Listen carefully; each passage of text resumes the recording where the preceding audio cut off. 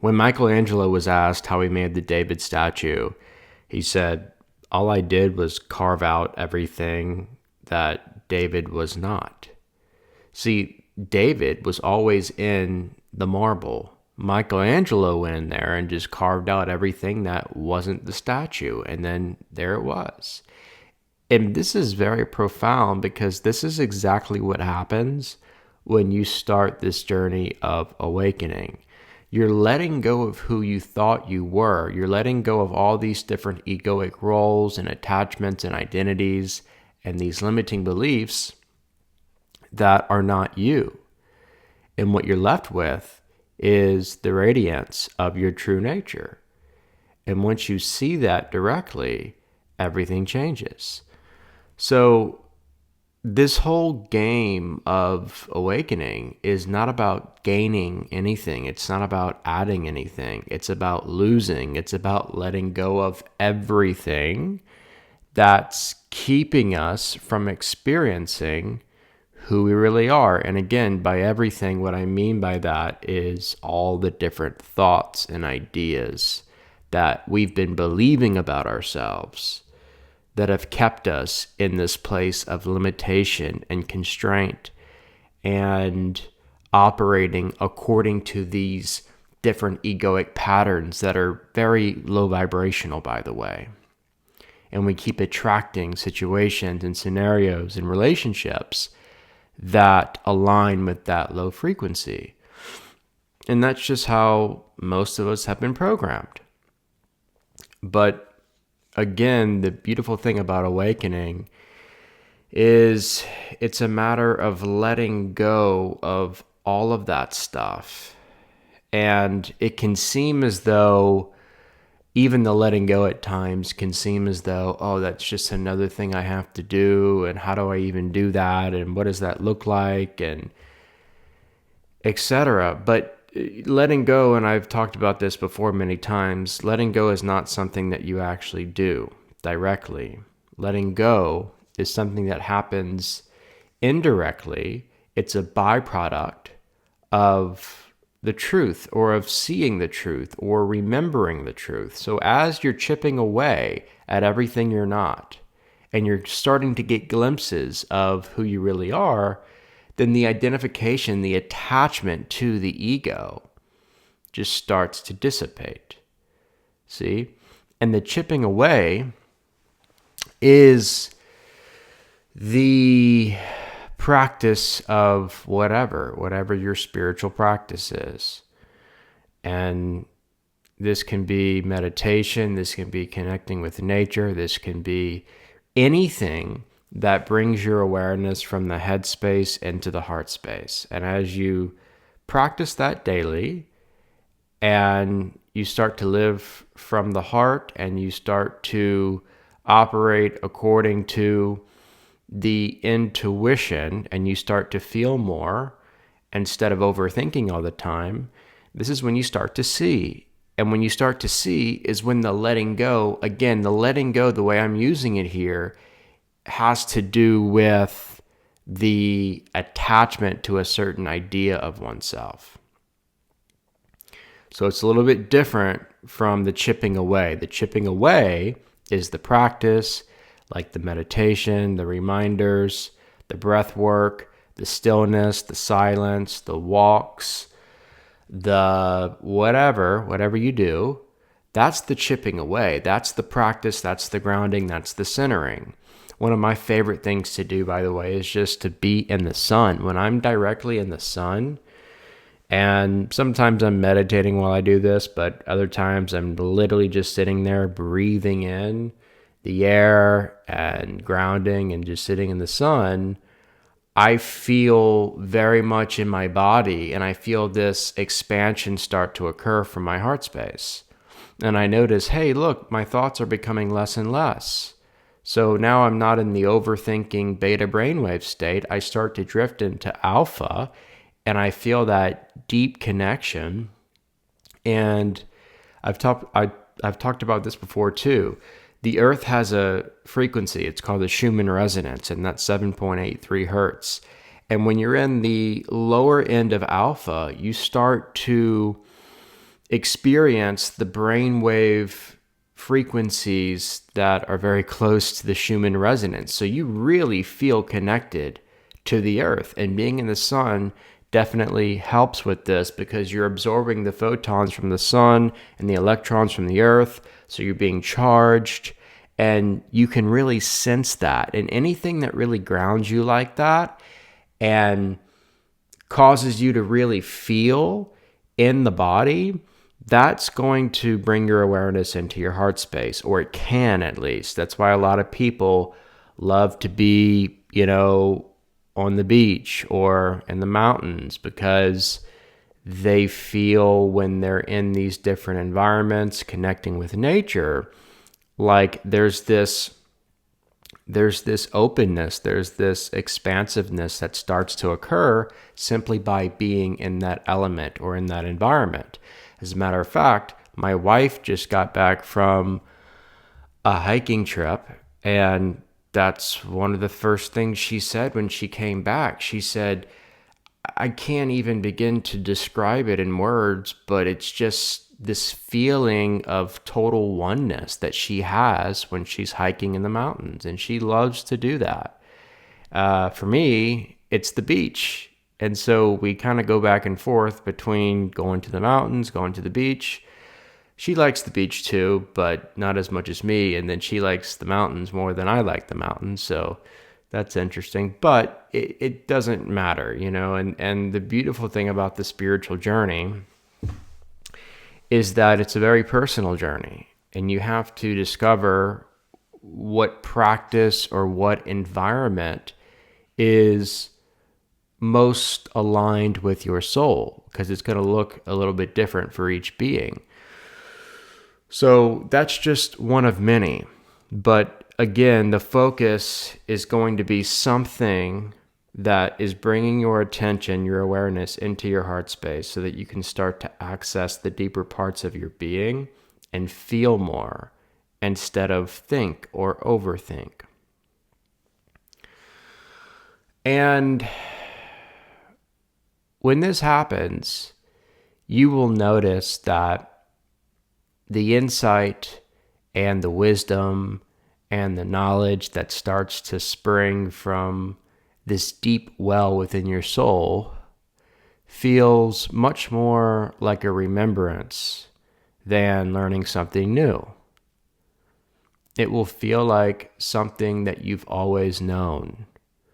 And that's really when you know that you are activating heart knowledge, cardionosis, which is something much different than head knowledge. Head knowledge is good for solving math problems or reading, writing certain things, working, having conversations, having meetings, solving problems. But this heart knowledge is something much different. And this is also where you have experiential knowledge, which is what the mystics talk about a lot. The mystics would go into deep meditation or contemplation and experience this cardionosis where they would have these deep revelations and insights and epiphanies that just started to come from their heart. And they knew that. They knew it was coming from the heart and not from the head because of the feeling, again, the energetic alignment and the remembrance that was coming from that feeling. And honestly, when over the past year or so, I'd say, maybe 2 years actually, when I prioritize time every single day to connect with nature, to meditate, to just feel and to get still, that is when I receive the most amount of knowledge that I then take and either write about or make videos about. To be honest, I have not been reading a lot of books. I haven't been watching a lot of videos or lectures or anything like that. I do sometimes here and there, but in the past 2 years, it's decreased big time because I've just shifted and I feel like I can actually remember so much more and expand my consciousness so much more when I'm not trying to solve things or figure things out in my headspace. So instead of getting super philosophical or theological, which was a big part of my journey for years, before these past 2 years, when I'm shifting out of that and I'm just like hugging a tree or grounding or swimming or just like I said, in the sun or going for a walk, that is when I end up remembering these things. And that's when I feel the most energized and I feel these divine downloads just flowing through. And it's like, yes, of course. Yes, of course. I've known this somehow. I've always known this, it seems like. And then that's what I end up sharing. And guess what?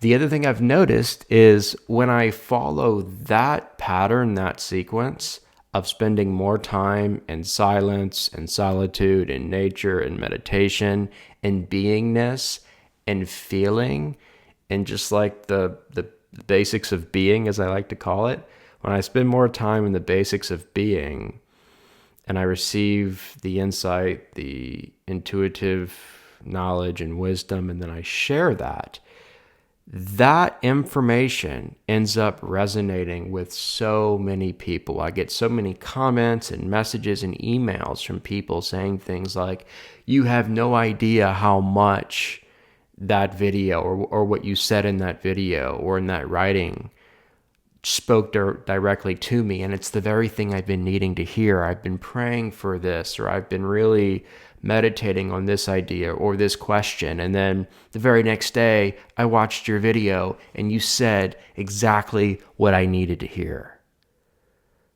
How do you explain that? Is that just coincidence every time I decide to do that? No. There's something so much more going on here. So, again, this is so simple.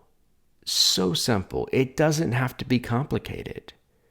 It's chipping away all the wisdom, the knowledge, the insight, the intuition, the creativity, the inspiration, the manifestation. All of it is already within us. It's within the marble.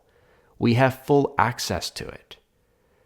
And it can and it will flow through us. But our responsibility in this human experience is to chip away, is to let go of whatever it is that is blocking us or hindering us from this river from flowing freely. So, anyway, what is it blocking us from? It's blocking us from who we really are. Because everything flows from that. Everything you're looking for, everything you're searching for is what you are. And when we start to awaken to our true nature, we are empowered and we start to remember that we are the light of the world. So we start shining and people see it. And then other people start to remember who they are. And this is the shift. But when you start to remember who you are, you're not going to be controlled or manipulated by these different systems that are trying to benefit from you staying asleep. Okay? There are systems out there that benefit from you staying asleep. But when you wake up and you stop outsourcing your power and you return to the energy, the power within you, and you live from that frequency, you are now realizing that you are way stronger than you thought. And then you start to think for yourself and you start to embody curiosity, and consciousness expands and you start to develop spiritually. and you start to pick up on pattern recognition. And once you see it, you can't unsee it. So I said connecting with nature earlier has been my main thing, but meditation's always going to be another great modality for awakening, or just for seeing who you really are, investigating that, embracing that. So meditation, connecting with nature, if you can combine them, great. If not, no big deal.